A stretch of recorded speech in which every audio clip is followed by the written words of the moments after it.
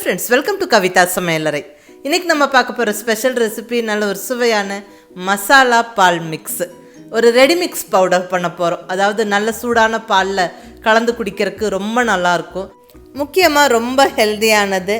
ஏன்னா இங்கே நம்ம சேர்க்கிற பொருட்கள் எல்லாமே நல்ல மருத்துவ குணங்கள் கொண்ட பொருட்கள்.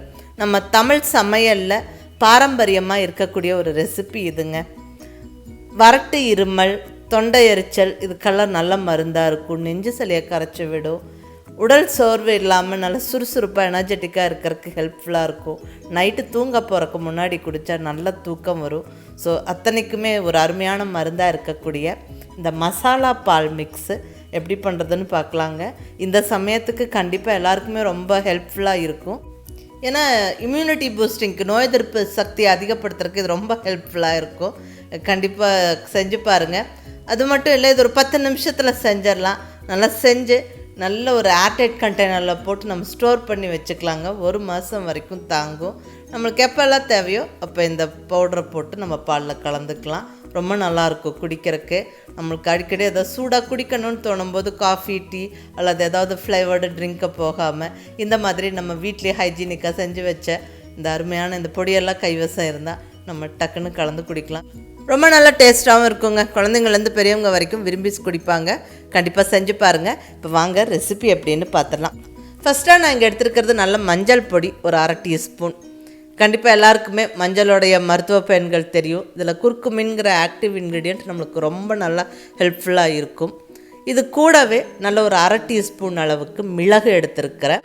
மிளகுலேயும் நிறைய மருத்துவ பயன்கள் இருக்குது. முக்கியமாக அந்த நெஞ்சு சளியெல்லாம் கரைச்சி விடுறதுக்கு ரொம்ப ஹெல்ப்ஃபுல்லாக இருக்கும். ரொம்ப நல்லது. இங்கே ஒரு 1/2 டீஸ்பூன் அளவுக்கு மிளகு எடுத்துருக்குறேங்க. எச்சா கூட எடுத்துக்கலாம். பட் குழந்தைங்க எல்லாம் விரும்பி குடிக்கிற மாதிரி இருக்கணும்னா கொஞ்சம் காரம் கம்மியாக இருந்தால் நல்லாயிருக்கும். ஸோ இங்கே ஒரு 1/2 டீஸ்பூன் எடுத்துருக்கிறேன். இது கூட ஒரு 3 ஏலக்காய் எடுத்து வச்சுருக்கேங்க. ஏலக்காய் நம்ம வாசனைக்காக மட்டும் சேர்க்கறதில்ல. இதில் நிறைய ஆன்டி ஆக்சிடென்ட் இருக்குது. ரொம்ப நல்லது. ஸ்ட்ரெஸ் ரிலீஃப்கெல்லாம் ஏலக்காய் நல்ல மருந்தாக இருக்கும். இது கூட ஒரு 3 கிராம்பு, 2 துண்டு பட்டை, சின்ன துண்டு. இதுவும் ரொம்ப நல்லதுங்க. இதுலேயும் நிறைய மருத்துவ பயன்கள் இருக்குது. இந்த மாதிரி பாலில் கலந்து குடிக்கிற பொடியெல்லாம் செஞ்சு வைக்கும்போது அந்த மசாலா ஃப்ளேவரும் நல்லாயிருக்கும். நிறைய மருத்துவ பயன்களும் இருக்குது.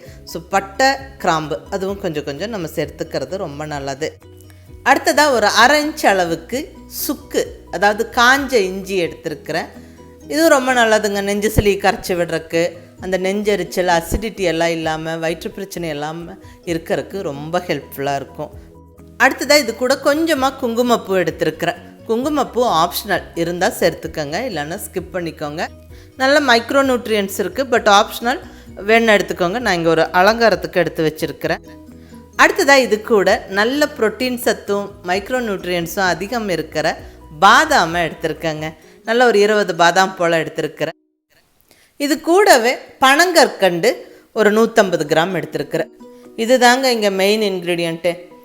அந்த இருமல் சளிக்கெல்லாம் இந்த பனங்கற்கண்டு ஒரு அருமையான மருந்து. அதே சமயம் ஜீரணத்துக்கு, நெஞ்செரிச்சலுக்கு, இதுக்கெல்லாமே பனங்கற்கண்டு ரொம்ப ரொம்ப ஹெல்ப்ஃபுல்லாக இருக்கும். சும்மாவே நம்ம வாயில் போட்டு சாப்பிட்றது அவ்வளோ நல்லது. பாலில் கலந்து குடித்தா ரொம்ப ரொம்ப நல்லது.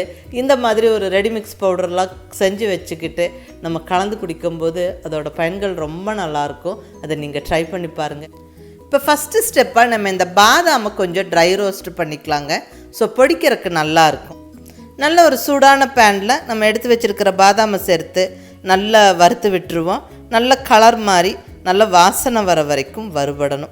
ஸோ கொஞ்சம் அது நல்லா வறுபட்டுருச்சுன்னா நம்மளுக்கு பொடிக்கும்போது நல்ல ஃபைன் பவுடர் ஆகும்.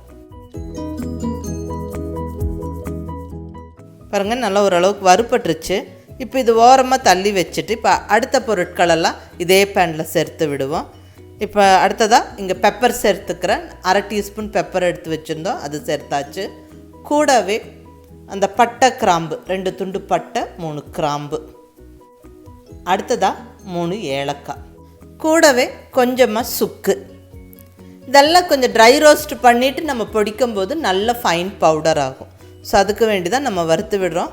இப்போ நல்ல சூடான பேனில் இந்த ஸ்பைசஸ் எல்லாம் போட்டிருக்கோம். ஜஸ்ட் 1 நிமிஷம் வறுத்து விட்டால் போதும். நல்லா அது ரோஸ்ட் ஆகிடும். பாருங்கள், நல்லா பொரிஞ்சு வாசனை வந்துருச்சு. இப்போ நான் ஸ்டவ் ஆஃப் பண்ணி ஆற விட்டுறேன். இதே பேன்லேயே இப்படியே இருக்கட்டும். நல்லா ஆறுனதுக்கப்புறமா நம்ம இதை பொடிக்க போகிறோம். அதுக்கு முன்னாடி மிக்ஸி ஜாரில் நம்ம இந்த பனங்கற்கண்டு, மஞ்சள் பொடி இதெல்லாம் சேர்த்து பொடிச்சிடலாம். பனங்கற்கண்டு வேணுங்கிறவங்க இன்னும் கூட கொஞ்சம் ஜாஸ்தியாக சேர்த்துக்கலாம். அது உங்கள் விருப்பம், உங்களுடைய டேஸ்ட்டுக்கு தகுந்த மாதிரி. அது ரொம்ப நல்லது தான். அடுத்தது மஞ்சள் பொடி, நம்ம எடுத்து வச்சுருக்கிற மஞ்சள் பொடி சேர்த்து மிக்சியில் ஒரு சுற்றி எடுத்தால் நல்லா இந்த மாதிரி பொடிஞ்சிரும். பாருங்கள், நல்லா பொடிச்சாச்சு. இப்போ பொடித்த இந்த பனங்கற்கண்டுக்கு மேலே நம்ம வறுத்து வச்சுருக்கிற பொருட்கள் எல்லாம் போட்டு விட்டுறலாங்க. போட்டு விட்டு நல்லா பல்ஸ் மோடில் போட்டு எடுத்துருங்க. நல்லா பர்ஃபெக்டாக பொடிஞ்சிரும். இல்லைன்னா ஒரே சுற்றுக்கு நீங்கள் மிக்சியை ஓட்டி எடுங்க. பர்ஃபெக்டாக இந்த மாதிரி பொடி ரெடி ஆயிருங்க.